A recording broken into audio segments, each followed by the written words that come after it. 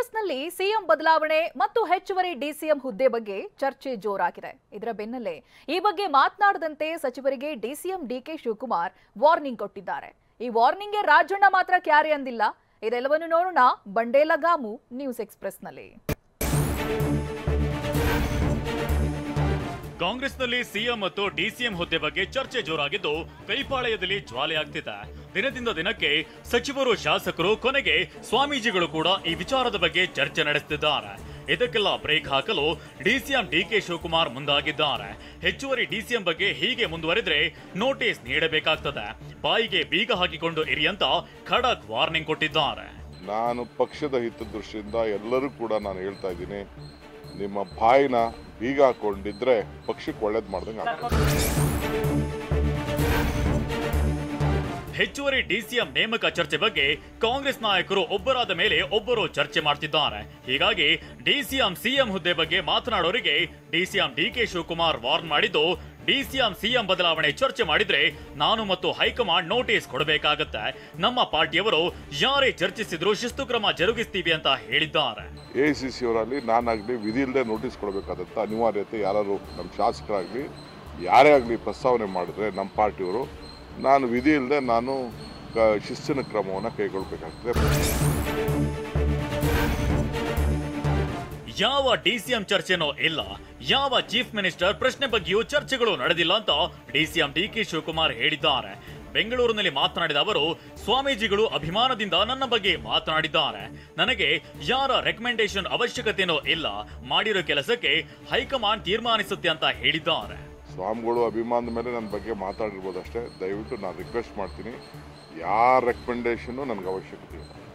ನಾವು ಮಾಡಿರೋ ಕೆಲಸಕ್ಕೆ ನಮ್ಮ ಪಾರ್ಟಿ ಹೈಕಮಾಂಡು ತೀರ್ಮಾನ ಮಾಡ್ತದೆ. ಡಿಕೆ ಸಿಎಂ ಆಗಲೆಂದು ಚಂದ್ರಶೇಖರ ಶ್ರೀ ಹೇಳಿರೋದು ಅವರ ವೈಯಕ್ತಿಕ ಅಭಿಪ್ರಾಯ.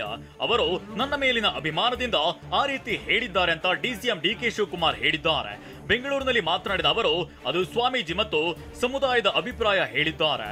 ಮುಖ್ಯಮಂತ್ರಿ ಸ್ಥಾನ ಈಗ ಖಾಲಿ ಇಲ್ಲ ಅಂತ ಹೇಳಿದ್ರು. ಸ್ವಾಮಿಗಳು ಅಭಿಮಾನದ ಮೇಲೆ ನನ್ನ ಬಗ್ಗೆ ಮಾತಾಡಿರ್ಬೋದು ಅಷ್ಟೇ. ದಯವಿಟ್ಟು ನಾನು ರಿಕ್ವೆಸ್ಟ್ ಮಾಡ್ತೀನಿ, ಅವ್ರ ಆಶೀರ್ವಾದ ಇದ್ದರೆ ದಯವಿಟ್ಟು ಒಳಗಡೆಯಿಂದನೇ ಅವ್ರು ಅರಸಲಿ ಸಾಕು. ಅಷ್ಟು ಬಿಟ್ಟರೆ ದಯವಿಟ್ಟು ಇಲ್ಲಿಗೆ ಮುಗಿಬೇಕು. ಡಿಸಿಎಂ ಬಗ್ಗೆ ಹೇಳಿಕೆ ನೀಡದಂತೆ ಡಿಕೆ ವಾರ್ನಿಂಗ್ ಕೊಟ್ಟರು. ಕೆಎನ್ ರಾಜಣ್ಣ ಮಾತ್ರ ಡೋಂಟ್ ಕೇರ್ ಅಂತಿದ್ದಾರೆ. ನೋಟಿಸ್ ಕೊಡ್ಲೇಬೇಡಿ, ಕೊಟ್ಮೇಲೆ ನಾನು ಹೇಳ್ತೇನೆ ಅಂತ ಹೇಳಿದ್ರು. ವಿಧಾನಸೌಧದಲ್ಲೂ ಮಾತನಾಡಿದ ಅವರು, ಹೇಳಿದ್ರೆ ಏನು ತಪ್ಪಾಗುತ್ತೆ ಅಂತ ಸಚಿವ ರಾಜಣ್ಣ ಹೇಳಿದ್ದಾರೆ. ನೋಟಿಸ್ ಕೊಡ್ಲೇಬೇಡಿ, ಕೊಟ್ಟಾದ್ಮೇಲೆ ಹೇಳ್ತೀನಿ. ಡಿಸಿಎಂ ಡಿಕೆ ಶಿವಕುಮಾರ್ ಹೇಳಿದ್ದಕ್ಕೆ ಬಾಯಿ ಮುಚ್ಚಿಕೊಂಡು ಇರಲು ಆಗಲ್ಲ ಅಂತ ಸಚಿವ ಕೆಎನ್ ರಾಜಣ್ಣ ಹೇಳಿದ್ದಾರೆ. ಎಲ್ಲರೂ ಸುಮ್ಮನೆ ಇದ್ರೆ ನಾನು ಸುಮ್ಮನೆ ಇರ್ತೇನೆ. ಸಿದ್ದರಾಮಯ್ಯ ರಾಜೀನಾಮೆ ಕೇಳಿದ್ರೆ ಸುಮ್ಮನೆ ಇರ್ಬೇಕಾ, ಅದನ್ನ ಕೇಳಿಕೊಂಡು ಸುಮ್ಮನೆ ಇರಬೇಕಾ ಅಂತ ಹೇಳಿದ್ದಾರೆ. ಸಿದ್ದರಾಮಯ್ಯನವರನ್ನ ನೀವು ರಾಜೀನಾಮೆ ಕೊಟ್ಬಿಟ್ಟು ಇವ್ರಿಗೆ ಮುಖ್ಯಮಂತ್ರಿ ಮಾಡಿ ಅಂತ ಹೇಳಿ ಒಬ್ರು ಅಭಿಪ್ರಾಯ ವ್ಯಕ್ತಪಡೋದು ಕೇಳಿಸ್ಕೊಂಡು ಸುಮ್ಮನೆ ಇರಕ್ಕಾಗ್ತದ? ಬಹಳ ದಿನದಿಂದಲೂ ಸಿಎಂ ಆಗ್ಬೇಕು ಅಂತ ಡಿಕೆಶಿಗೆ ಆಸೆ ಇತ್ತು. ನಮಗೂ ಕೂಡ ಡಿಸಿಎಂ ಡಿಕೆಶಿ ಸಿಎಂ ಆದ್ರೆ ಒಳ್ಳೆಯದು ಅಂತ ಚಂದ್ರಶೇಖರ ಸ್ವಾಮೀಜಿ ಹೇಳಿದ್ದಾರೆ. ಟಿವಿ9 ಜೊತೆ ಮಾತನಾಡಿದ ಅವರು, ಡಿಕೆ ಶಿವಕುಮಾರ್ ಕಾಂಗ್ರೆಸ್ಗೆ ಕಷ್ಟಪಟ್ಟು ದುಡಿದಿದ್ದಾರೆ. 135 ಸ್ಥಾನ ಬರೋದಕ್ಕೆ ಡಿಕೆಶಿ ಅವರೇ ಕಾರಣ ಆಗಿದ್ದಾರೆ. ನಮ್ಮ ರಾಜ್ಯದಲ್ಲಿ ಮುಖ್ಯವಾದವರೆಲ್ಲರೂ ಸಿಎಂ ಆಗಿದ್ದಾರೆ. ಡಿಕೆಶಿ ಒಂದು ಬಾರಿ ಸಿಎಂ ಆಗ್ಲಿ ಅನ್ನೋದು ನನ್ನ ಆಶಯ ಅಂತ ಹೇಳಿದ್ದಾರೆ. ಮತ್ತೆ ಈ ಸಾರಿ 135 ಸೀಟ್ ಬರಬೇಕಾದ್ರೆ ಅವರ ಶ್ರಮ ಬಹಳಷ್ಟು ಇದೆ, ಎಲ್ಲರದು ಇದೆ. ನಾನು ಖಾವಿ ತೊಡ್ತೀನಿ, ಸ್ವಾಮೀಜಿಗಳು ಮಠ ಬಿಟ್ಟು ಕೊಡ್ತಾರೆ ಎಂಬ ರಾಜಣ್ಣ ಹೇಳಿಕೆಗೆ ಚಂದ್ರಶೇಖರ ಸ್ವಾಮೀಜಿ ತಿರುಗೇಟು ಕೊಟ್ಟಿದ್ದಾರೆ. ರಾಜಣ್ಣ ಖಾವಿ ತೊಟ್ಟು ಬರ್ಲಿ, ಮಠವನ್ನ ಬಿಟ್ಟು ಕೊಡ್ತೀನಿ ಅಂತ ಹೇಳಿದ್ದಾರೆ. ಈಗ ರಾಜಣ್ಣ ಅವ್ರು ಹೇಳ್ತಾರೆ, ಅಂದ್ರೆ ಕಾವಿ ತೊಟ್ಟು ಏನೋ ಮಾತಾಡ್ಬಿಡ್ತಾರೆ, ನಾನು ನಾಳೆ ಸಹ ಕಾವಿಯನ್ನ ತೊಡ್ತೀನಿ, ಅವರ ಸ್ಥಾನವನ್ನ ಬಿಟ್ಕೊಡ್ತಾರಾ ನನಗೆ ಅನ್ನೋ ಒಂದು ಮಾತನ್ನ ಹೇಳಿದ್ದಾರೆ. ಬಿಟ್ಕೊಡ್ತೀವಿ ಅಂತ ನಾವು ಹೇಳಿ ಬರಲಿ, ಅವರು ಕಾವಿ ತೊಟ್ಕೊಂಡು ಬರಲಿ, ಬಿಟ್ಕೊಡ್ತೀವಿ.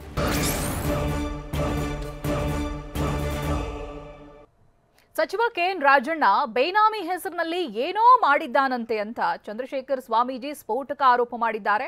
ಇದರ ಬೆನ್ನಲ್ಲೇ ಹಗರಣ ಆಗಿದ್ರೆ ತನಿಖೆ ಮಾಡಿ ಅಂತ ರಾಜಣ್ಣ ತಿರುಗೇಟು ಕೊಟ್ಟಿದ್ದಾರೆ. ಇನ್ನು ಚನ್ನಪಟ್ಟಣದಲ್ಲಿ ಡಿಕೆ ಬ್ರದರ್ಸ್ ಬಲ ಮುರಿಯಲು ದೇವೇಗೌಡರ ಪುತ್ರಿಯನ್ನ ಅಖಾಡಕ್ಕಿಳಿಸೋ ಪ್ಲಾನ್ ಮಾಡಲಾಗಿದೆಯಂತೆ.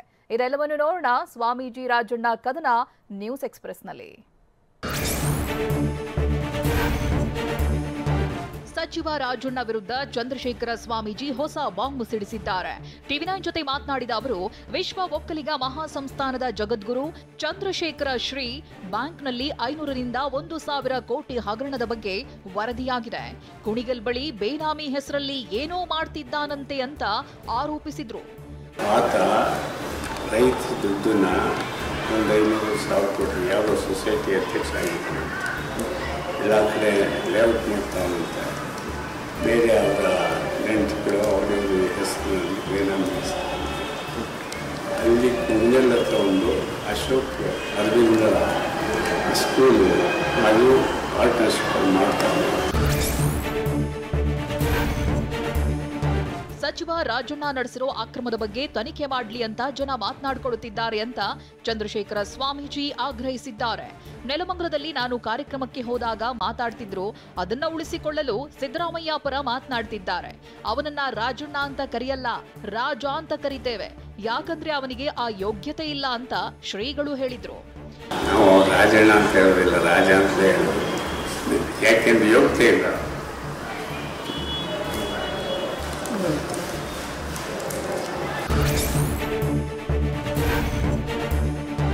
ಸಿಎಂ ಸ್ಥಾನ ಬಿಟ್ಟುಕೊಡಿ ಅಂತ ಸ್ವಾಮೀಜಿಗಳು ಹೇಳೋದನ್ನ ಕೇಳೋದಕ್ಕಾಗತ್ತಾ ಅಂತ ಸಚಿವ ಕೆಎನ್ ರಾಜಣ್ಣ ಹೇಳಿದ್ದಾರೆ.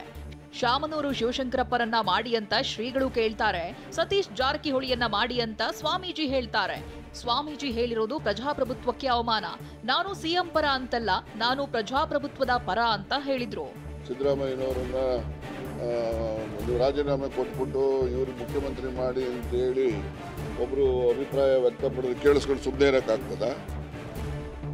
ಕೇಳ್ಕೊಂಡು ಸುಮ್ಮನೆ ಇರೋಕ್ಕಾಗ್ತದೆ ಅಂದ್ರೆ ಏನು ಅವ್ರು ಮಾಡಿದ್ರೇನ್ರಿ? ಮಾಡಿರ್ತಕ್ಕಂಥದ್ದು ಕಾಂಗ್ರೆಸ್ ಹೈಕಮಾಂಡು ಮತ್ತೆ ಇಲ್ಲಿನ ಶಾಸಕರ ಅಭಿಪ್ರಾಯದ ಮೇಲೆ ಮುಖ್ಯಮಂತ್ರಿ ಉಪಮುಖ್ಯಮಂತ್ರಿ ಆಗಿರೋದು.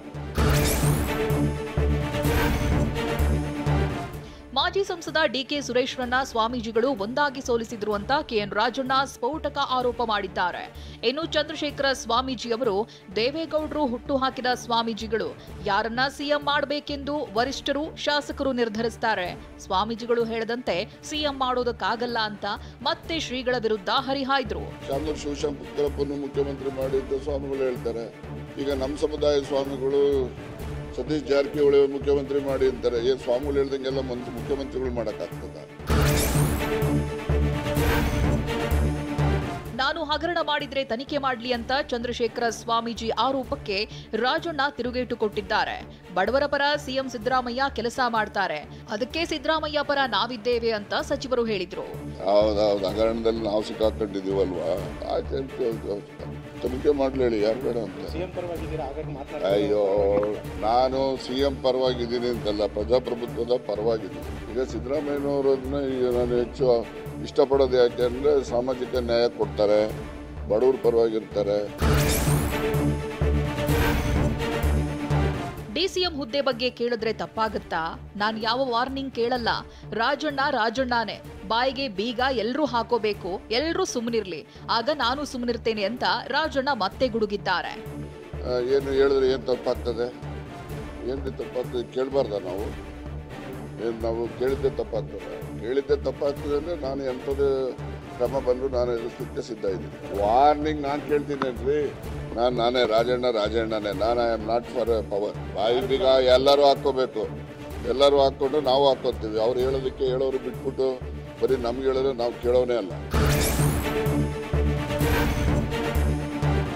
One man one post rules Rajanna ಅವರದ್ದಲ್ಲ. One man one post AICC ನಿರ್ಣಯವಾಗಿದೆ ಅಂತ ಕಾಂಗ್ರೆಸ್ ಹಿರಿಯ ನಾಯಕ ಬಿಕೆ ಹರಿಪ್ರಸಾದ್ ಹೇಳಿದ್ದಾರೆ. ಬೆಂಗಳೂರಿನಲ್ಲಿ ಮಾತನಾಡಿದ ಅವರು, ನಾಯಕತ್ವ ಬದಲಾವಣೆ ಬಗ್ಗೆ ವರಿಷ್ಠರು ತೀರ್ಮಾನಿಸುತ್ತಾರೆ, ಸಾರ್ವಜನಿಕವಾಗಿ ಚರ್ಚೆ ಮಾಡುವ ಅವಶ್ಯಕತೆ ಇಲ್ಲ. ಪಕ್ಷ ಸಂಘಟನೆ ಮಾಡುವುದಕ್ಕೆ ಜಾತಿ ಬೇಕಾಗುತ್ತೆ, ಸರ್ಕಾರ ಮಾಡಲು ಎಲ್ಲಾ ವರ್ಗದವರು ಬೇಕಾಗ್ತಾರೆ ಅಂತ ಹೇಳಿದ್ರು. ಅಧ್ಯಕ್ಷ ಸ್ಥಾನ ಮಾಡತಕ್ಕಂಥವರು ಜಾತಿಯವರು ಒಂದು ಸಂಘಟನೆ ಮಾಡ್ಬೋದೇ ವಿನಃ ಸರ್ಕಾರ ಮಾಡಬೇಕಂದ್ರೆ ಎಲ್ಲ ಸಮುದಾಯದವ್ರದ್ದು, ಎಲ್ಲ ಜಾತಿಯವರು, ಎಲ್ಲ ಧರ್ಮದವರು ಬೇಕಾಗುತ್ತೆ. ಆ ಥರ ಇದೇ ಸಮುದಾಯದವರು, ಇದೇ ವರ್ಗದವರು ಅಥವಾ ಇವರೇ ಓಟ್ ಕೊಟ್ಟಿದ್ದಾರೆ ಅಂತ ಅಲ್ಲ. ಕಾಂಗ್ರೆಸ್ ಪಕ್ಷದ ಒಂದು ನೆಲೆ ಏನಿದೆ ಅದು ಸರ್ವಧರ್ಮ ಸಮಭಾವದ ನೆಲೆ, ಎಲ್ಲರೂ ಸಹ ಇದ್ದಾರೆ. ವಿಧಾನಸಭೆಯಲ್ಲಿನ ಹೋರಾಟ ಲೋಕಸಭೆಯಲ್ಲಿ ಆಗಲಿಲ್ಲ. ಲೋಕಸಭೆ ಚುನಾವಣೆಯಲ್ಲಿ ಕಳಪೆ ಫಲಿತಾಂಶ ಬಂದಿದೆ ಅಂತ ಕಾಂಗ್ರೆಸ್ ನಾಯಕ ಬಿಕೆ ಹರಿಪ್ರಸಾದ್ ಹೇಳಿದ್ದಾರೆ. ಬೆಂಗಳೂರಲ್ಲಿ ಮಾತನಾಡಿದ ಅವರು, ಲೋಕಸಭೆ ಚುನಾವಣೆಯಲ್ಲಿ ಇಷ್ಟು ಕಳಪೆ ಫಲಿತಾಂಶ ಬರುತ್ತೆಂದು ನಾವು ಭಾವಿಸಿರಲಿಲ್ಲ. ಆದರೆ ಕೆಲವು ವಿಘ್ನ ಸಂತೋಷಿಗಳು 9 ಸ್ಥಾನಗಳಿಗೆ ಖುಷಿ ಪಡಬಹುದು ಅಂತ ಹೇಳಿದ್ರು. ವಿಧಾನಸಭೆಯಲ್ಲಿ ಮಾಡಿದಂಥ ಹೋರಾಟ ಲೋಕಸಭೆಯಲ್ಲಿ ಆಗಲಿಲ್ಲ ಅನ್ನೋದು ನನ್ನ ಅನಿಸಿಕೆ. ಯಾಕಂದರೆ ಇಷ್ಟು ಕಳಪೆ ಫಲಿತಾಂಶ ಬರುತ್ತೆ ಅಂತ ನಾವು ಯಾರೂ ಸಹ ನಿರೀಕ್ಷೆ ಮಾಡಿರಲಿಲ್ಲ. 1ರಿಂದ 9ಕ್ಕೆ ಬಂದಿದ್ದಾರೆ ಅಂತ ಸುಮಾರು 17 ಜನ ಮಂತ್ರಿಗಳು ಕ್ಷೇತ್ರದಲ್ಲೇ ಮೈನಸ್ ಆಗಿದೆಯಲ್ಲ.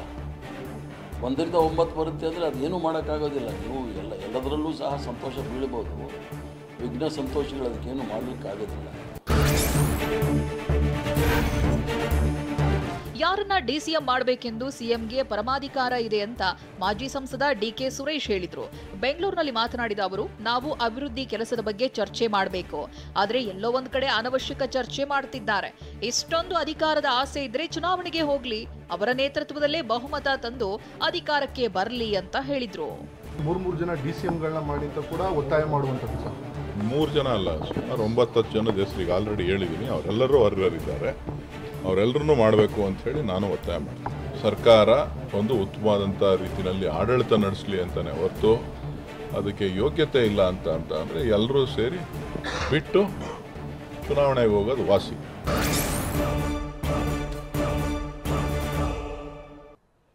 ಲಿಂಗಾಯತರಿಗೆ ಸಿಎಂ ಅಥವಾ ಡಿಸಿಎಂ ಸ್ಥಾನ ಕೊಡಿ ಅಂತ ರಂಭಾಪುರಿ ಶ್ರೀ ಹೊಸ ಬಾಣ ಬಿಟ್ಟಿದ್ದಾರೆ. ಇನ್ನು ಡಿಕೆ ಶಿವಕುಮಾರನ್ನ ಟಾರ್ಗೆಟ್ ಮಾಡೋಕ್ಕಾಗಲ್ಲ ಅಂತ ಡಿಕೆ ಸುರೇಶ್ ಹೇಳಿದ್ದಾರೆ. ಇದೆಲ್ಲವನ್ನು ನೋಡೋಣ ಡಿಸಿಎಂ ಗುದ್ದಾಟ ನ್ಯೂಸ್ ಎಕ್ಸ್‌ಪ್ರೆಸ್ನಲ್ಲಿ.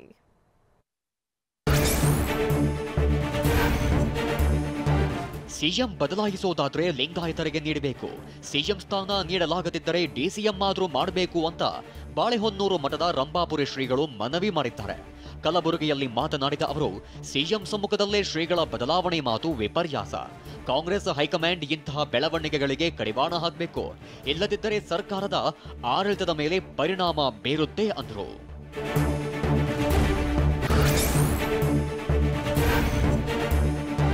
ಡಿಕೆ ಶಿವಕುಮಾರನ್ನ ಯಾರು ಟಾರ್ಗೆಟ್ ಮಾಡಲು ಆಗಲ್ಲ ಅಂತ ಮಾಜಿ ಸಂಸದ ಡಿಕೆ ಸುರೇಶ್ ಹೇಳಿದ್ದಾರೆ. ರಾಮನಗರದಲ್ಲಿ ಮಾತನಾಡಿದ ಅವರು, ಡಿಕೆಯನ್ನ ಟಾರ್ಗೆಟ್ ಮಾಡ್ತೇನೆ ಅಂದ್ರೆ ಅದು ಅವರ ಭ್ರಮೆ ಅಂದ್ರು. ಡಿಕೆ ಅವರದ್ದೇ ವ್ಯಕ್ತಿತ್ವದಲ್ಲಿ ಹೋರಾಟ ಮಾಡ್ತಿದ್ದಾರೆ. ಯಾರತ್ತೋ ಹೆಸರಲ್ಲಿ ಅವರು ರಾಜಕೀಯಕ್ಕೆ ಬಂದವರಲ್ಲ ಅಂತ ಹೇಳೋ ಮೂಲಕ ಸಚಿವ KN ರಾಜಣ್ಣಗೆ ಪರೋಕ್ಷವಾಗಿ ಟಾಂಗ್ ಕೊಟ್ರು. ಯಾರೂ ಶಿವಕುಮಾರ್ ಅವ್ರನ್ನ ಟಾರ್ಗೆಟ್ ಮಾಡಲಿಕ್ಕೆ ಸಾಧ್ಯ ಇಲ್ಲ. ಅವರ ಭ್ರಮೆ. ಯಾರ ಟಾರ್ಗೆಟ್ ಮಾಡ್ತೀನಿ ಅನ್ನೋದೇನಾರ ಇದ್ರೆ ಅದು ಅವರವರ ಭ್ರಮೆ ಆಗ್ತದೆ.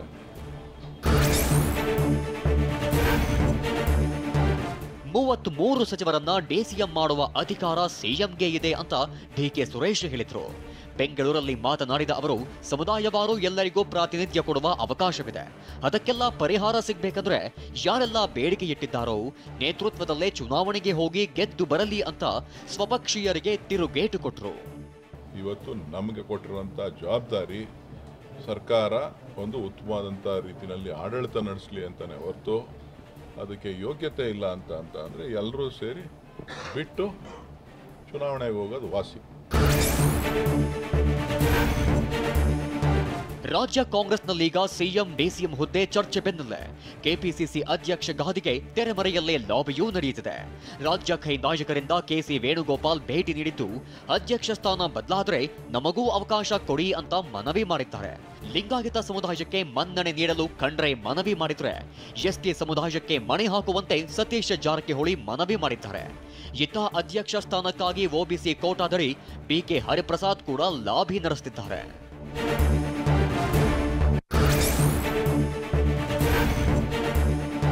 ಚನ್ನಪಟ್ಟಣ ಉಪಸಮರ ಗೆಲ್ಲೋದಕ್ಕೆ ಬಿಜೆಪಿ ಮತ್ತು ಜೆಡಿಎಸ್ ಮೆಗಾ ಪ್ಲಾನ್ ಮಾಡಿಕೊಂಡಿವೆ.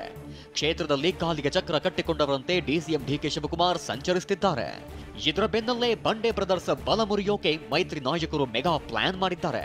ಇದೇ ಕಾರಣಕ್ಕೆ ದೇವೇಗೌಡರ ಪುತ್ರಿ ಸಂಸದ ಡಾಕ್ಟರ್ ಮಂಜುನಾಥ್ರ ಪತ್ನಿ ಅನುಸೂಯಾರನ್ನ ಕಣಕ್ಕಿಳಿಸಿ ಬಂಡೆ ಸಹೋದರರಿಗೆ ಟಕ್ಕರ್ ಕೊಡಲು ಪ್ಲಾನ್ ಮಾಡಲಾಗಿದೆ ಎನ್ನಲಾಗಿದೆ.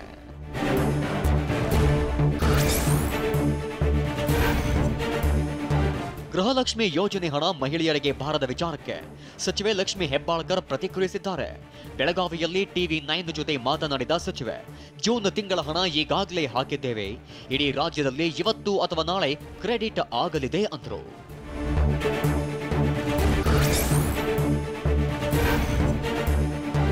ವಾಲ್ಮೀಕಿ ಅಭಿವೃದ್ಧಿ ನಿಗಮದಲ್ಲಿ ಬಹುಕೋಟಿ ಅಕ್ರಮ ಪ್ರಕರಣವನ್ನ ಎಸ್ಐಟಿ ಜಾಲಾಡ್ತಿದ್ದು ಮತ್ತಷ್ಟು ಶಾಕಿಂಗ್ ವಿಚಾರ ಗೊತ್ತಾಗಿದೆ. ಬಾರ್, ಚಿನ್ನದಂಗಡಿ ಖಾತೆಗಳಿಗೆ ಹಣ ವರ್ಗಾಯಿಸಿಕೊಂಡು ಬಳಿಕ ವಿತ್ಡ್ರಾ ಮಾಡಿದ್ರಂತೆ.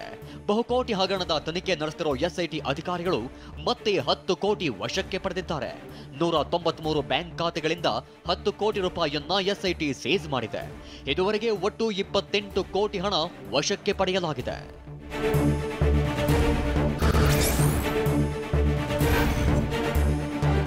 ವಾಲ್ಮೀಕಿ ನಿಗಮದಲ್ಲಿ ನಡೆದಿರೋ ಬಹುಕೋಟಿ ಹಗರಣವನ್ನೇ ಬಿಜೆಪಿ ಅಸ್ತ್ರವಾಗಿಸಿಕೊಂಡಿದೆ. ಕಾಂಗ್ರೆಸ್ ಸರ್ಕಾರದ ವಿರುದ್ಧ ಬಿಜೆಪಿ ನಾಯಕರು ಮುಗಿಬೀಳ್ತಿದ್ದಾರೆ. ಇತ್ತ ಬಳ್ಳಾರಿ ಡಿಸಿ ಕಚೇರಿ ಎದುರು ಮಾಜಿ ಸಚಿವ ಶ್ರೀರಾಮುಲು ಅಹೋರಾತ್ರಿ ಧರಣಿ ಮಾಡಿದ್ರು. ಸಿಎಂ ಸಿದ್ದರಾಮಯ್ಯ ರಾಜೀನಾಮೆ ನೀಡುವಂತೆ ಆಗ್ರಹಿಸಿದ್ದಾರೆ. ಸಿಎಂ ಗಮನಕ್ಕೆ ಬರದ ಇಷ್ಟು ದೊಡ್ಡ ಹಗರಣ ನಡೆಯಲು ಸಾಧ್ಯವಿಲ್ಲ ಅಂತ ವಿಜಯೇಂದ್ರ ಕಿಡಿಕಾರಿದ್ದಾರೆ. ದದ್ದಲರಿರ್ಬೋದು ಅಷ್ಟೇ ಅಲ್ಲ, ಮಾನ್ಯ ಮುಖ್ಯಮಂತ್ರಿಗಳು ಅವರ ಸ್ಥಾನಕ್ಕೆ ರಾಜೀನಾಮೆ ಕೊಡಬೇಕಾಗ್ತದೆ. ಕಾರಣ ಏನಪ್ಪ ಅಂತ ಹೇಳಿದ್ರೆ 185 ಕೋಟಿ ಹಗರಣ, ಹಣಕಾಸಿನ ಸಚಿವರು ಸ್ವತಃ ಮುಖ್ಯಮಂತ್ರಿಗಳೇ ಇದ್ದಾರೆ. ಅವರ ಗಮನಕ್ಕೆ ಬಾರದೇ ಇಷ್ಟು ದೊಡ್ಡ ಹಗರಣ ಆಗೋದಕ್ಕೆ ಸಾಧ್ಯನೇ ಇಲ್ಲ. ಅದು ಕೂಡ ಲೋಕಸಭಾ ಒಂದು ಕಡೆ ಇದು ಮುಖ್ಯಮಂತ್ರಿಗಳು ತಮ್ಮ ಬುಡಕ್ಕೆ ಬರ್ತದೆ ಅಂತೇಳಿ ಅವರ ಸರ್ಕಾರನ ಉಳಿಸ್ಕೊಳ್ತಕ್ಕಂಥ ಪ್ರಯತ್ನ ಮಾಡ್ತಾ ಇದ್ದಾರೆ ಅನ್ನೋದು ಸ್ಪಷ್ಟವಾಗಿ ಗೋಚರ ಆಗ್ತದೆ. ಹಾಗಾಗಿ ಇದ್ರ ವಿರುದ್ಧ ನಾವು ಪ್ರತಿಭಟನೆ ಮುಂದುವರಿಸ್ತಾ ಇದ್ದೇವೆ.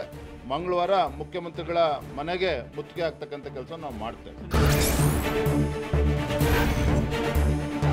ಹಾಲಿನ ದರ ಏರಿಕೆ ಖಂಡಿಸಿ ಬಳ್ಳಾರಿ ಡಿಸಿ ಕಚೇರಿ ಮುಂದೆ ಬಿಜೆಪಿ ರೈತ ಮೋರ್ಚಾ ಮುಖಂಡರು ಪ್ರತಿಭಟಿಸಿದ್ರು. 5-6 ಆಕಳುಗಳನ್ನ ಜಿಲ್ಲಾಧಿ ಕಚೇರಿ ಮುಂದೆ ಕಟ್ಟಿ ಕ್ಯಾನ್ಗಳಲ್ಲಿ ಹಾಲು ತಂದು ಧರಣಿ ನಡೆಸಿದ್ರು. ರೈತ ವಿರೋಧಿ ಕಾಂಗ್ರೆಸ್ ಸರ್ಕಾರ ಅಂತ ಧಿಕ್ಕಾರ ಕೂಗಿ ಆಕ್ರೋಶ ಹೊರಹಾಕಿದ್ರು.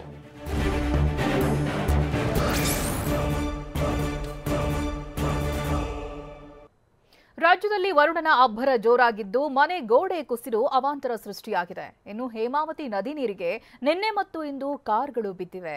ದೆಹಲಿ ಬಳಿಕ ರಾಜ್ಕೋಟ್ನಲ್ಲೂ ವಿಮಾನ ನಿಲ್ದಾಣದ ಮೇಲ್ಛಾವಣಿ ಕುಸಿದು ಬಿದ್ದಿದೆ. ಇದೆಲ್ಲವನ್ನು ನೋಡೋಣ ವರುಣಾರ್ಭಟ ನ್ಯೂಸ್ ಎಕ್ಸ್‌ಪ್ರೆಸ್ನಲ್ಲಿ. ಚಿಕ್ಕಮಗಳೂರು ಜಿಲ್ಲೆಯಲ್ಲಿ ನಿರಂತರ ಮಳೆಯಿಂದ ಅವಾಂತರಗಳ ಮೇಲೆ ಅವಾಂತರಗಳು ಸೃಷ್ಟಿಯಾಗ್ತಿವೆ. ಚಾಲಕನ ನಿಯಂತ್ರಣ ತಪ್ಪಿ ಹೇಮಾವತಿ ನದಿ ತೀರಕ್ಕೆ ಕಾರು ಬಿದ್ದಿದೆ. ಕೊಟ್ಟಿಗೆಹಾರ ಬಣಕಲ್ ಮಾರ್ಗದ ರಾಷ್ಟ್ರೀಯ ಹೆದ್ದಾರಿಯಲ್ಲಿ ಕಾರು ಚಾಲಕನಿಗೆ ಗಂಭೀರ ಗಾಯಗಳಾಗಿದ್ದು ಮೂಡಿಗೆರೆ ಆಸ್ಪತ್ರೆಯಲ್ಲಿ ಚಿಕಿತ್ಸೆ ನೀಡಲಾಗ್ತಿದೆ. ನಿಯಂತ್ರಣ ತಪ್ಪಿ ನಿನ್ನೆಯೂ ಇದೇ ಸ್ಥಳದಲ್ಲಿ ಸ್ವಿಫ್ಟ್ ಕಾರು ಬಿದ್ದಿತ್ತು. ಇಂದು ಅದೇ ಸ್ಥಳದಲ್ಲಿ ನಿಯಂತ್ರಣ ತಪ್ಪಿ ಆಲ್ಟೋ ಕಾರು ಬಿದ್ದಿದೆ.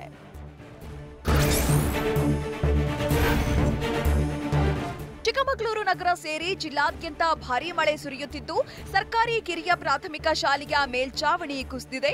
ಮೂಡಿಗೆರೆ ತಾಲೂಕಿನ ಗಾಂಧಿಘರ್ ಬಳಿಯ ಹಾಲೂರಿನಲ್ಲಿ ಘಟನೆ ನಡೆದಿದ್ದು 70 ವರ್ಷ ಹಳೆಯದಾದ ಸರ್ಕಾರಿ ಶಾಲೆಯ ಮೇಲ್ಛಾವಣಿ ಕುಸಿದಿದೆ. ಮತ್ತೊಂದು ಕೊಠಡಿಯಲ್ಲಿ ವಿದ್ಯಾರ್ಥಿಗಳಿಗೆ ಕಲಿಕೆಯ ವ್ಯವಸ್ಥೆ ಮಾಡಲಾಗಿದೆ.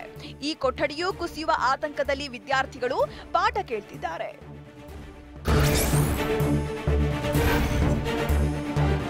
ಮೈಸೂರು ತಾಲೂಕಿನ ಗೋಪಾಲಪುರ ಗ್ರಾಮದಲ್ಲಿ ಮಳೆಗೆ ಮನೆ ಗೋಡೆ ಕುಸಿತಗೊಂಡಿದೆ. ದೇವಮ್ಮ, ಸಣ್ಣ ತಾಯಮ್ಮ ಎಂಬುವರ ಮನೆ ಮತ್ತು ಮನೆಗಳಿದ್ದ ವಸ್ತುಗಳು ಹಾನಿಯಾಗಿವೆ.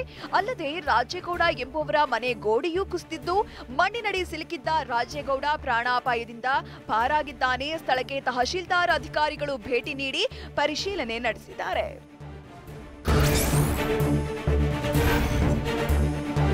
ಮಂಗಳೂರಿನ ಗಡಿ ಭಾಗದಲ್ಲಿ ಮಳೆ ಅವಾಂತರಗಳನ್ನೇ ಸೃಷ್ಟಿಸಿದೆ.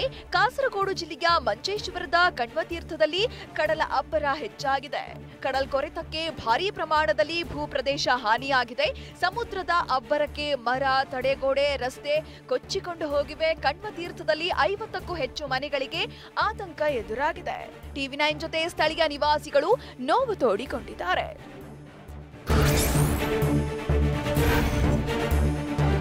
ಉತ್ತರ ಮತ್ತು ದಕ್ಷಿಣ ಒಳನಾಡಿನಲ್ಲಿ ಕೆಲವೆಡೆ ಮಳೆಯಾಗಿದ್ದು ಕರಾವಳಿ ಜಿಲ್ಲೆಯಲ್ಲಿ ವ್ಯಾಪಕ ಮಳೆಯಾಗಿದೆ. ಕರಾವಳಿ ತೀರದಲ್ಲಿ ಜುಲೈ 3ರವರೆಗೂ ವ್ಯಾಪಕ ಮಳೆಯಾಗುವ ಸಾಧ್ಯತೆ ಇದೆ ಅಂತ ಹವಾಮಾನ ಇಲಾಖೆ ತಜ್ಞ ಸಿಎಸ್ ಪಾಟೀಲ್ ಹೇಳಿದ್ದಾರೆ. ಉಡುಪಿ ಜಿಲ್ಲೆ ಕೊಲ್ಲೂರಿನಲ್ಲಿ 9 ಸೆಂಟಿಮೀಟರ್, ಶಿವಮೊಗ್ಗದ ಆಗುಂಬೆ 10 ಸೆಂಟಿಮೀಟರ್, ಹಾಗೆ ಬೆಳಗಾವಿ ಜಿಲ್ಲೆಯಲ್ಲಿ 2 ಸೆಂಟಿಮೀಟರ್ ಮಳೆಯಾಗಿದೆ.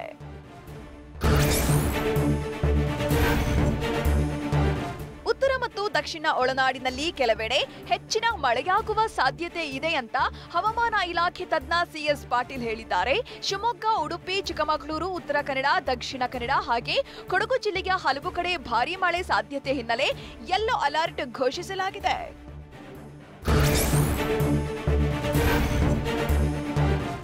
ರಾಷ್ಟ್ರ ರಾಜಧಾನಿಯಲ್ಲಿ ವರುಣನ ಅಬ್ಬರ ಇನ್ನೂ ಮುಂದುವರೆದಿದೆ.